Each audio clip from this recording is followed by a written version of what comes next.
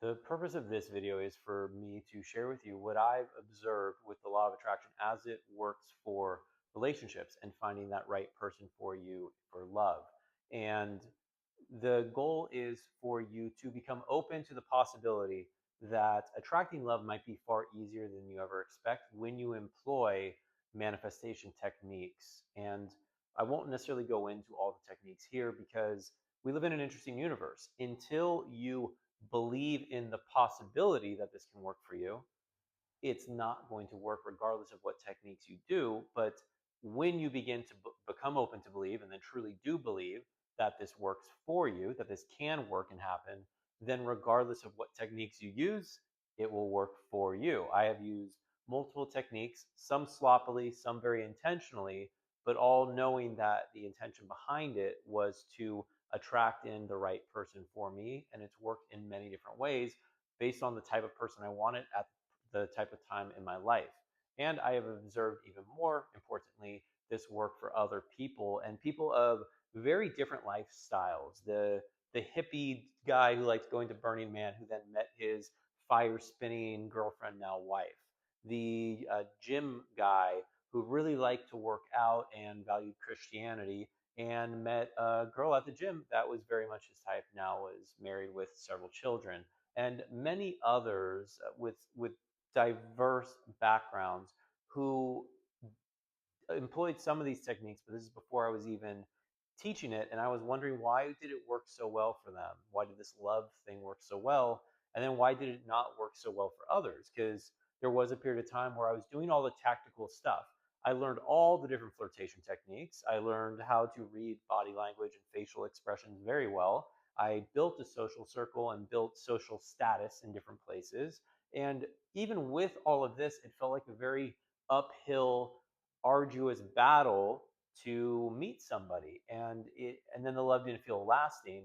And yet then when I employed these energetic techniques and this law of attraction principles, love came very easily. And I thought, that's very interesting. So as I studied law of attraction more, then it became pretty clear of why it was working so well. And I thought, how nice would it be if other people became enabled in the same way I did to attract love into their lives this way, the simple way, and that way you can get on and actually do the thing that you want. And so I'll go over why this seems to work especially potently in love versus anywhere else in the world.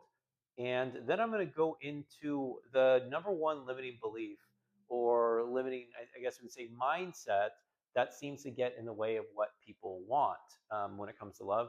And I'm going to do all of this by even sharing with you translating this over to what I physics and to magnetism, and how this law of attraction principle relates very well to magnetism and the underlying equation there, so that you can begin to even maybe have this work on your logical mind a little bit. Because if we don't employ that side, the critical side of things, it's also very hard to become open to this belief.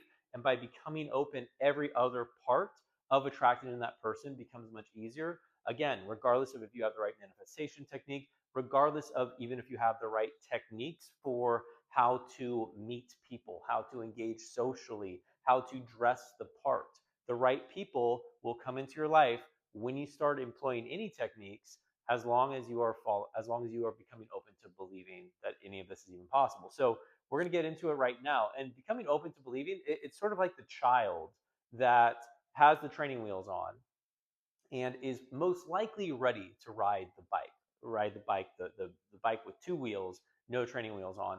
But until they believe it's even possible, they're just going to continue riding with the training wheels on, and they're going to be nervous. And there's sort of this shift that happens at some point where the kid either is frustrated and fed up with having training wheels. He sees everyone else moving on from the training wheels and says, you know what, it's my time. I'm going to do this regardless of even if I believe I can do it, because I'm set on doing it. Or the child just starts to become open to believing, maybe I can be that person that rides a two-wheel bike that doesn't need the training wheels anymore. What would life be like then? And then the interesting thing that happens, I don't know if you've ridden a bike, I have. And I remember there wasn't much instruction that I could be told other than pedal and go forward. And yet pedaling and go forward, as I became more fixated on the on with the intention of staying upright while pedaling and riding this two-wheel bike. That's sort of all the instruction that I needed. And then things just took on a way of its own. So what if by the time we're done with this little instruction thing today, you don't even need manifestation techniques. You don't even need techniques on how to ask somebody out or where to go, but you can begin just allowing this belief to guide you and allowing a little bit of recommendations, but then find your own flow and way of doing things. That could be kind of interesting. So, what I've seen, and the reason I think the law of attraction works especially well for love is, let's just think about law of attraction as though it were a magnet. So we're all kind of like these magnets. So we'll draw a person, but we can just draw like as though they were a giant magnet or holding a giant magnet or something. And the whatever they're thinking about is going to begin to get magnetized to them. So if they're thinking about having a big house someday or a job or something, let's just go with a house for this example. So we'll pretend that's a good looking house, but it's a house nonetheless.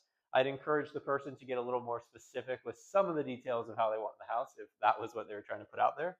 But so now they're beginning to put out that vibration. The magnet is almost programmed to pull in houses to the person, right? And so they come at a certain rate, and the actual official magnet depth equation, according to Claude AI, is force. So the force at which we're kind of pulling these things to us equals m over m1, m2 over r to the fourth.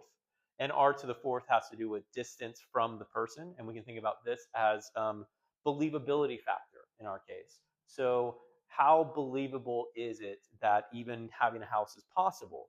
If having a house is not very possible for the person, then we could say that the R factor here is going to be very big, which means regardless of how clear the vision is, without the belief that it's possible, it's not going to come to the person. The force is going to basically essentially go to zero. Now, what if the person fully believes it's possible to get the house? Then all that really matters is how clear is the person's magnetic imprint of what they want, the thing that they're programming the houses for.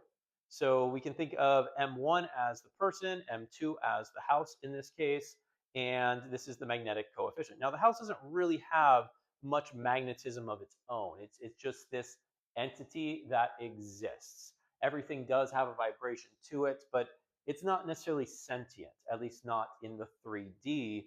And so the M factor here is going to be quite low, which means the person has to do most of the work. Now that's fine, as long as they have a very clear image of what it is that they want and a strong belief that it's possible, then it's going to be in a matter of time that the house will come to them. Now, let's take a look at a person, though, a second person. So rather than the house, which really doesn't have much force or magnetism that it's adding to the equation to make things easier for the person to attract it, when we have a person instead, then things get a little bit interesting. So, so this person, instead of thinking of a house, now they're thinking of love. They're thinking of love with another person. Person one, person two, 1, 2. And now they're putting out that vibration as their vibration. So M1 is them. M1 putting out this vibration of the person that they want in. And this vibration, by the way, is part clarity of what it is that they want. And it's also employing the actual manifestation tools. So something that I learned in my clairvoyant school was different what we call energy tools. And there's different ways using clairvoyance. You could call it intuition, you could call it psychic abilities, you could call it even just thought energy if you'd like.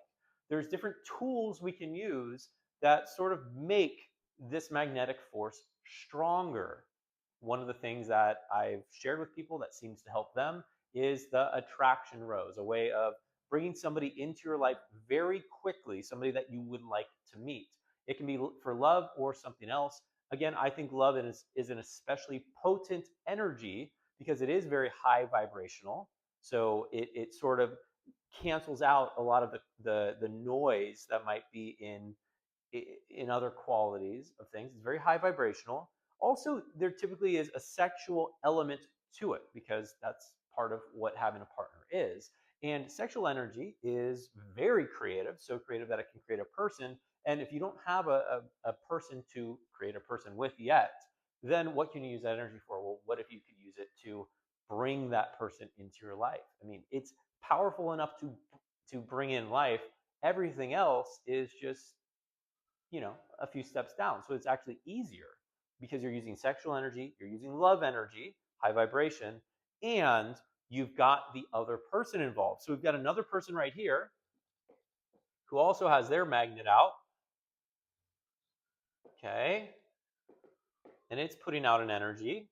And they also want the same darn thing that you want, right? So now rather than this this secondary object, this M2, we could say, for those who are into using pseudoscience here, because science is quantifiable, at least to a degree. And what we're doing isn't really, but it can help the mind to make it somewhat quantifiable. So now we have this second person in here that's putting out a very strong force. It's not just an inert object, which has a pretty dull magnetic attractor ability, but it's a real living being person whose magnetic force, when we also apply the law of mirrors, which says that what we put out is what we get back, their magnetic force is going to match our magnetic force, which means you're basically, instead of this just being an M2, it's really just a square. So this is an exponential difference rather than it just being sort of this constant of M1 times constant. It's really M1 squared. Okay, M1, we'll put the 1 down there to not confuse people.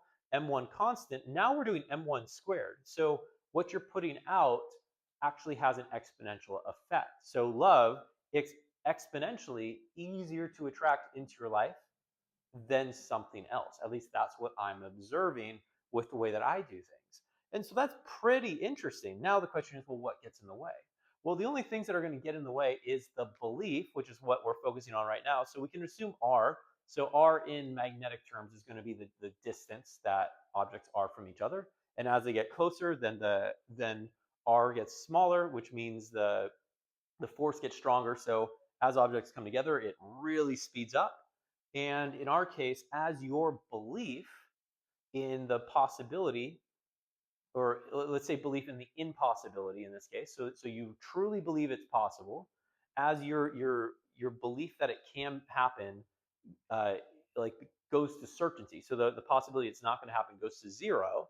Then R basically goes to zero, and then the force pulling in that person goes to infinity. So it makes it very easy to pull that person in. So that's really, really exciting. What does this mean for you on a practical, everyday standpoint? What it means is, as you're going about your day, you need to do a couple things. One, you need clarity of vision. What is it that you're trying to attract in? Now, you don't need to have like every freckle of the person's face dialed in. You probably don't even need to know their name or these different pieces. That would actually likely slow it down, because then the universe would really have to do some sifting and shifting. And then if you chose a specific person, now you're getting into the laws of free will and karma and things like that. And we don't need to get into that. But if you have a pretty good idea of the person that you want and some of their core values and how you'll feel around them and the things that you'll do together, you can begin to put that energy out into the universe. Now, if you want an even better idea of this person, you might actually step into their shoes for a second, or do what I did at one point in time and write a list of all the qualities that they want. And then take a look at your list and say, well, do I match up with these qualities that I say I want? And if you don't, well, then either you get to edit what you're asking for, or maybe you add to your life those qualities in a different way. I know at one point in time, I knew I wanted a woman who really was athletic and was into fitness. And when I looked at my life, I had to be honest and realize I wasn't. So then what were my choices? One, to choose somebody who was less into fitness than and so we could be equivalent in that way, have a similar magnetic pool, or I could choose to forego fitness and say, okay, well, I'm just not going to be a fitness person and she's not going to be a fitness person, and we're going to do non-fitness things together, whatever those might be. and that could have worked too. But that really wasn't what my heart wanted. My heart wanted someone to be active with, which means I had to step up to the plate and find activities that I would enjoy doing that were active. And now I do more of that stuff. So that's just one like small example though, where you can start saying, okay, this is what I want. I'm getting clear on my vision. Now these are the steps that I can do that can begin to put me in greater alignment with that vision. So the frequency I'm putting out is even more clean and strong. You're becoming more magnetic. Now, when you also start taking a look at any limiting beliefs you have, the biggest limiting belief I see people have, the biggest one, you ready for it? Drum roll, is that they think there's not going to be anyone who can match their particular interests, their particular way of being, their particular time of life. And so they just start not really knowing what to do, what to believe, where to go. And this is going to really muddy the water. And so when we have these limiting thoughts, the thing that we want to focus on is recognizing that it begins to change our magnetic qualities, because we are worried and concerned that we're not going to find the right fit. And the universe also responds to that and says, oh, sweet, you don't think you're going to find the right person. We can give you some other people that don't think they're going to find the right person. So when you two come together, you're both going to think, okay, we got a lot in common, but we can't be right for each other because I don't believe I can find the right person for me, and you don't believe you can find the right person for me. So now you're coming together, and even if you would actually be a decent fit, you won't be because of those beliefs. So you can begin to observe all of the people that seemingly shouldn't have found each other that have in this world. I know I found that very interesting at one point in time. I mentioned the gym guy in the beginning. I mentioned the hippie guy in the beginning.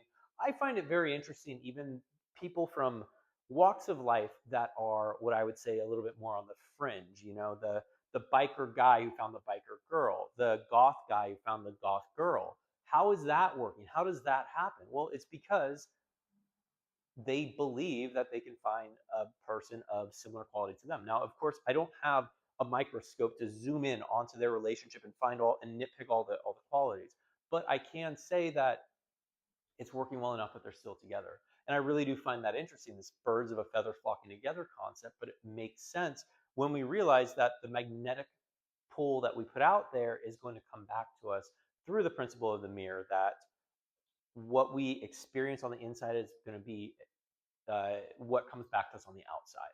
So that's the that's why I believe it is very easy for you to attract in the right person when we begin to clear those limiting beliefs. And one way of doing that is simply to question their realisticness as they come up to the surface, as they go from being unconscious to becoming conscious, and you can become aware of them and question them and start pinning holes in them. This is where therapy can help, coaching can help, energetic clearing can help, releasing can help. There's all kinds of different ways of doing this. Sometimes just looking for counter examples to your belief, which I think the fringe relationships, I take those as counter examples. So when I see people in a fringe relationship having a good time, or what appears to be a good time on the outside, I celebrate that, because that is an indicator to me that it's possible not just for them, but for me in my own weird way. So what are all my weird quirks that I think, how could anyone possibly match up? Well, those fringe people found it. Why couldn't I? Why can't my own version of fringe find someone else with their own version of fringe that matches mine, and boom, now we're getting together. And so why can't it also be true for you? Also, by the way, you are a living, breathing human being. You are also an emanation of source and all that is and all that ever will be. But you being a living, breathing human being with wants and needs, you're not alone in those. There are some people with far out beliefs and far out interests out there, and there's whole communities of them that come together. So your beliefs may not be as wild and crazy as you might think. Now, if this seems of interest for you, you might want to check out my video below about the attraction rose to see one simple pattern that I use to ask the universe to deliver me a person that seems to match some of what I'm looking for. Or you might be interested in checking out other videos that I have, or attending even one of my classes related to magnetize your match, or to other things related to co-creation. So until next time, my name is Chris Harders, and I'm glad you're here.